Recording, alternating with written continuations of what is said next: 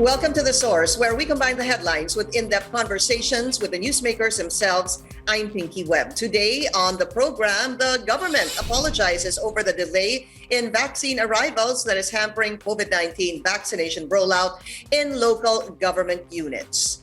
And sana all may bakuna. Some LGUs calling for transparency and equity in vaccine allocation. Quezon City Mayor Joy Belmonte joins us live.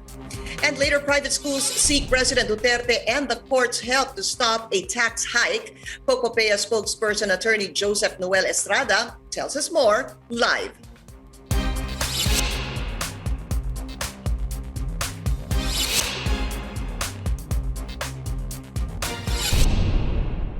Vaccine czar Carlito Galvez says sorry for vaccination delays in some local government units due to limited supplies. Galvez assured LGUs that vaccine supply will stabilize on June 14. The government kicks off the vaccination of essential workers, or the A4 category, this week, but some LGUs lament not having enough vaccines for the said category. How will Quezon City handle the A4 vaccination? Let's go straight to the source of the story. We have Quezon City Mayor Joy Belmonte. Mayor Belmonte, welcome to the source, and thank you so much for your time. Good morning, Pinky. Sorry, I'm not hearing you that well, but I'm trying my best to understand your questions. Okay. There's an earthquake drill at the moment because of the usual DRRM practices.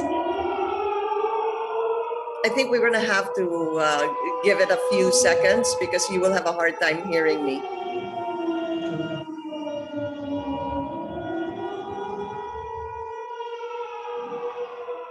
Nako, I heard 5 minutes daw to. Maubos ang oras natin. I'm going to try. Mayor, can you hear me better now? Hello, Pinky. Sorry. Wait. Okay. So while Mayor Joy is fixing her audio, we need to talk about, well, a number of things in Quezon City. Before we went on air, I already asked Mayor Joy, nag-umpisa na ba sila sa A4 vaccination nila? Hindi pa. In fact, they plan to begin the A4 vaccination tomorrow.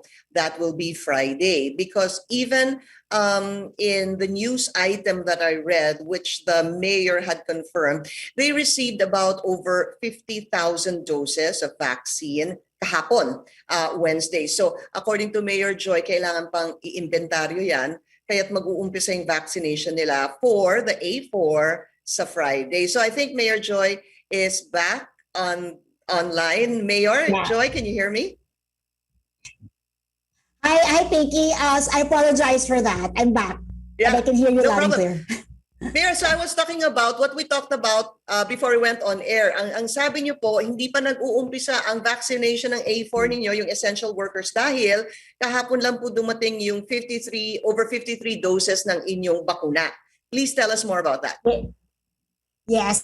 We received 53,800 doses of Sinovac yesterday afternoon, and 10,000 of that, or 43,800, will go towards replenishing our second dose, because I don't know if I mentioned to you, but last time there was such a great demand and we ran out of first dose vaccine. So I asked permission from the DOH if it was possible for use some second doses for first doses, and they gave me permission.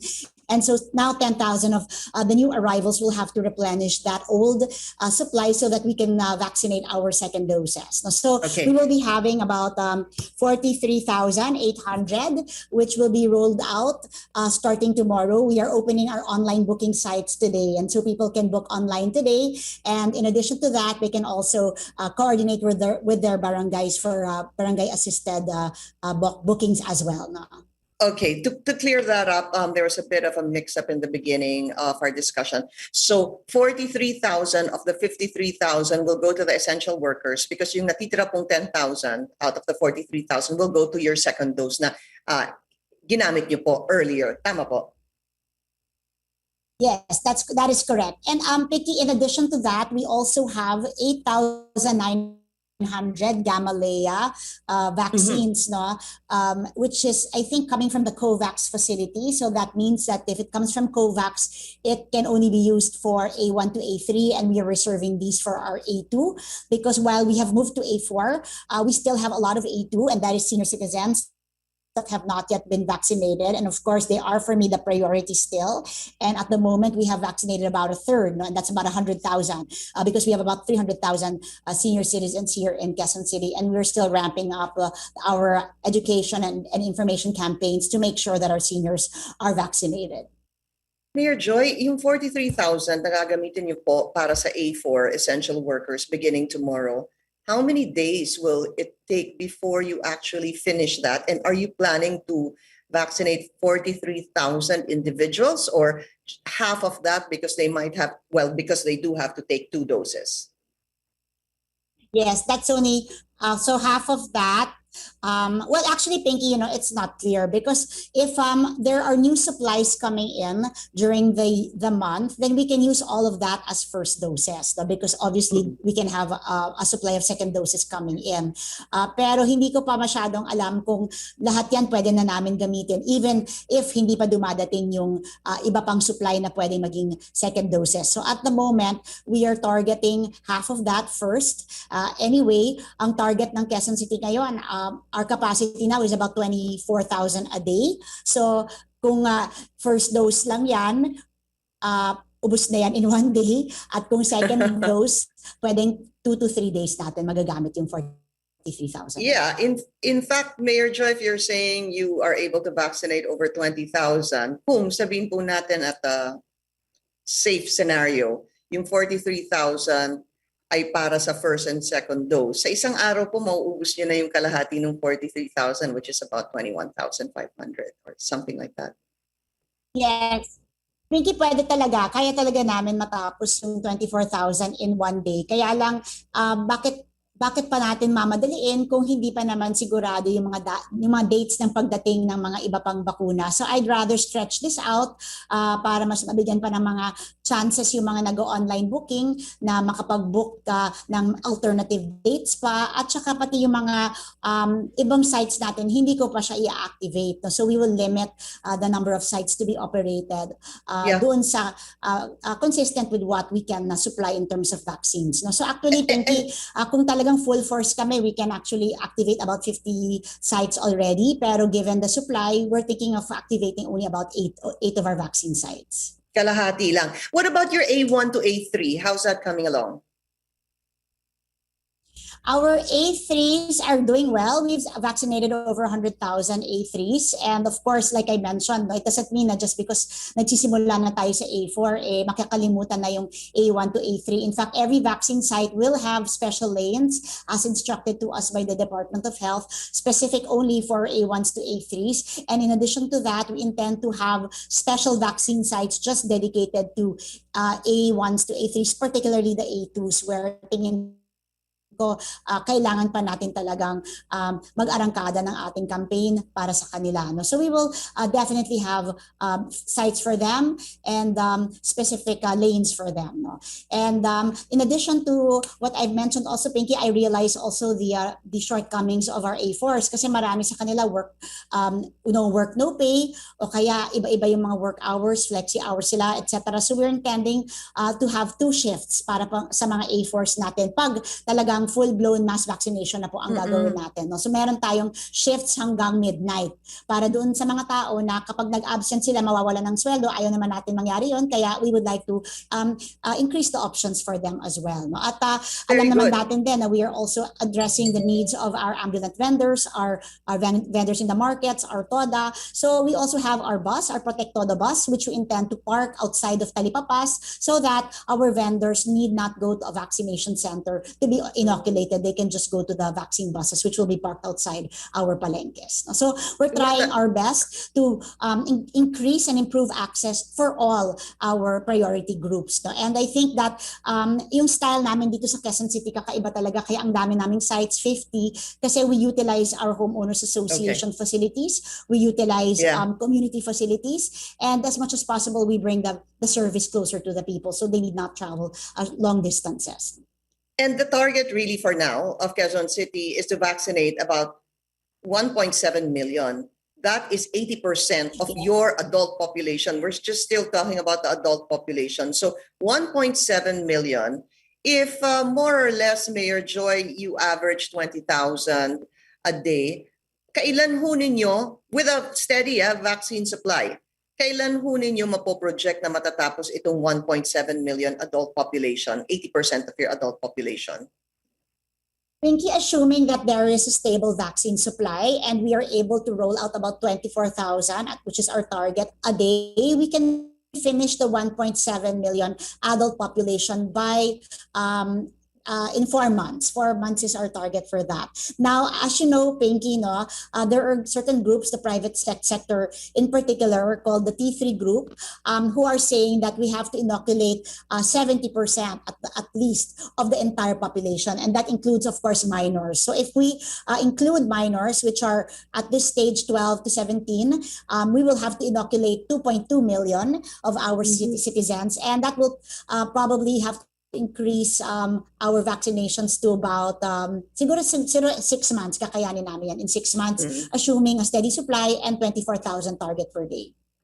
So in essence, you're saying that kapag sumama na ang age bracket na 12 to 17, magdadagdag po kayo ng 500,000 kasi from 1.7 magiging 2.2, and hopefully that will take more or less, again, with a steady supply, 6 months. I wanted to find out from you, Mayor Joy, kasi I spoke to Mayor Marcy kahapon, and ang sinabi ko po, tinanong ko po siya, what are his thoughts on the distribution of the vaccines? Has it been an equitable distribution of the vaccines? And he said that he is calling for transparency dito sa distribution ng mga bakuna. Kayo po, do you have concerns, questions, or issues regarding the vaccine distribution? Well, in this case, I don't naman have any such thoughts because we have a meeting with the IATF every week. And during these weekly meetings naman, pinipresent sa amin yung allocation ng bawat city. No? So nakikita ko naman na commensurate naman dun sa targets namin na 24,000 dun sa mga i-allocate sa amin. Siguro yung tanong lang sa akin is merong target na i-allocate sa amin, pero actually pag natanggap na natin, medyo hindi naman yun yung targets. No? Pero lagi naman nilang pinapangako na hindi, dadating yan, nade-delay lang. No? So I would like to reserve my comments and give the national government the benefit of the doubt, because I am aware that vaccine supply is really a problem globally, and I think that it's premature for me to make any comments pertaining to anything that requires, shall we say, transparency or any implications of non-transparency. I'd like to believe that it is because of the global shortage and the global problems that are being experienced all over the world. We just need to take a very short break. Mayor Joy Belmonte will be right back. You're watching The Source on CNN Philippines. I'm Pinky Webb. Our guest today, Quezon City Mayor Joy Belmonte. Mayor, narinig ko nga po kahapon ata or the other day, sabi niyo po, wala na tayong problema sa vaccine hesitancy. Vaccine envy na. Yeah. Dito po, Pinky, sa Quezon City, wala naman pa kaming nararanasan na vaccine hesitancy kasi ang nangyayari nga dito ay inggitan nga. No? Kapag bakuna ka na, nagselos na yung iba dahil nga nauna yung iba, no? And the reason for that is because katulad ng binanggit ko, the supply is really erratic, no? And we cannot deliver the vaccines as quickly as the demand requires, no? Pero katulad ng sinasabi naman ng national government, starting June or latter part of June and onwards, ay magkakaroon na tayo ng overabundant supply. At the moment, like I mentioned also, there is no reason for me to doubt what they're saying. I would like to give them the benefit of the doubt on that, and it's premature to make any comments, and I hold on to what they promise us, no? Okay. So at the moment walang vaccine hesitancy, pero Pinky, I foresee also that sometime probably I would say August, September, we will probably experience vaccine hesitancy when everybody who wants to be inoculated has already been inoculated, because I do know that based on our surveys there is a certain sector in our city that are still fearful of being vaccinated, and I believe at some point we will still have to deal with vaccine hesitancy, but not now. No? And we are prepared for that naman. And last question, Mayor Joy, yung pong mga super spreader events dyan sa Quezon City, what are you doing to make sure hindi po maulit itong mga to, di ba? Yung huli po yung ayuda, at yung pangalawa po yung nagkaroon ng inuman after pagkatapos ng isang kasal. How do you intend to make sure that hindi po maulit itong mga super spreader events? Well, una, Pinky, I would just like to qualify rin, na itong mga super spreader events, hindi lang unique sa Quezon City. It's just that I'm very transparent about it because we do act on these right away, and I welcome the media when they come and ask about it. Kaya ako, gusto ko lang banggitin, dalawang super spreader events ang na-identify natin dito. Yung mga super spreader events na talagang violations ng mga protocols ng IATF at ng local government, inuman, mass gatherings, kasal, karaoke, party, etc. So yan talaga, we are very strict on that. The last two super spreader events na gano'n, ang ginawa po natin, nag-show cause order po tayo sa punong barangay at nagsampa po tayo ng kaso sa mga homeowners association presidents na pinahintulutan ang ganitong mga pinagbabawal na mga gawain. And we also issue ordinance violation receipts doon sa mga tao na nag-participate mismo, no, yung nag-swimming party kaya hindi nagsuot ng mask, etc. Lahat yan, binibigyan po natin ng multa. So we're very strict on that. And we've also restructured our enforcement to a point na meron na tayong mga foot patrols ngayon na umiikot pati sa looban ngayon ng ating mga barangay, no, to ensure that these things are avoided. No? So that's one.